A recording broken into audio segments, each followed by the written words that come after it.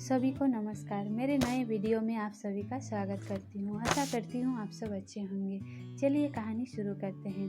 बुरे समय के लिए तैयार रहें। एक बार की बात है, रोहित नाम का एक जवान लड़का था।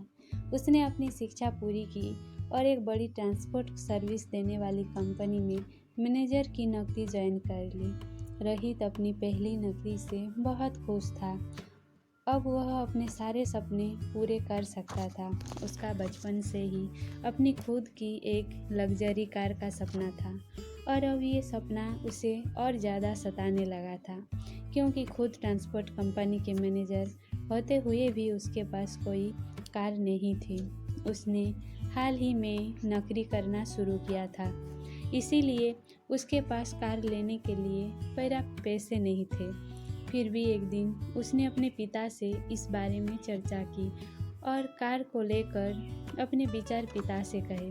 उसके पिता ने उसे समझाया, बेटे, मैं जानता हूँ कि तुम एक कार लेना चाहते हो, लेकिन अभी खरीदना जल्दबाजी होगी।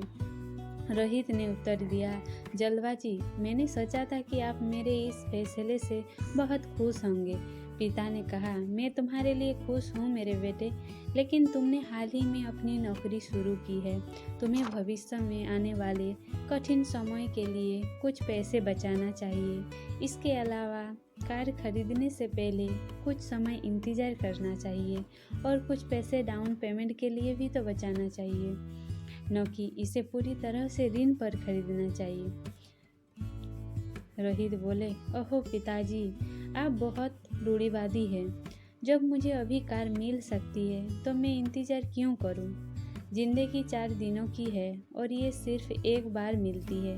मैं पैसे बचाने के समय वेस्ट करना और अपने सपनों को छोड़ना नहीं चाहता। और आप कौन से कठिन समय की बात कर रहे हैं? क्या आपको लगता है कि मैं अपनी नौकरी खो सकता हूँ? क्या आपको मेरी काबिलियत पर शक है? पिता ने उत्तर दिया, नहीं बेटा, मुझे तुम्हारी क्षमता पर संदेह नहीं है। मुझे यकीन है तुम जीवन में ज़रूर सफल होंगे, लेकिन हमें हमेशा सबसे बुरे के लिए तैयार रहना चाहिए। इसके अलावा मैं यह नहीं कह रहा हूँ कि हमेशा इंतज़ार करो। कुछ वर्षों तक प्रतीक्षा करो और आपात स्थिति के लिए कुछ पैसे बचाओ और साथ ही अपनी कार को डाउन पेमेंट के लिए भी तो कुछ पैसे बचाओ। पिता ने समझाया, मुझे समझ नहीं आ रहा है कि आप किस बुरे समय की बात कर रहे हैं। मैंने कमाई शुरू करने के लिए बरसों तक इंतज़ार किया ताकि मैं अपनी कार खरीद सकूं। मैं अब और इंतज़ार नहीं कर सकता, रोहित ने जाने से पहले कहा।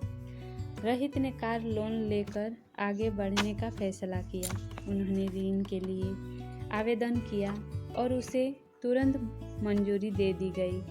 अब वह अपनी कार का गौरवान्वित मालिक था। उसे सफलता महसूस हुई। अब उसका सपना पूरा हो गया।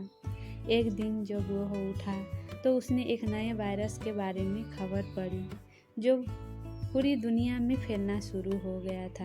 वो संक्रामक था, एक इंसान से दूसरे इंसान में फैलता था। इस नई बीमारी का कोई इलाज नहीं ढूंढ सका। हर कोई डरा हुआ था। धीरे धीरे ये वायरस हर देश में फैलने लगा। सरकार ने यात्रा पर प्रतिबंध लगा दिया। अचानक यात्रा उद्योग ध्वस्त होने लगा।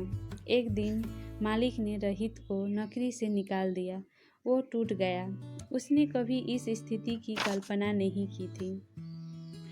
उसके पास कोई बचत नहीं थी। इसके अलावा उसके पास अपने कार ऋण का भुगतान करने के लिए भी पैसे नहीं थे। रोहित को रात में नींद नहीं आती।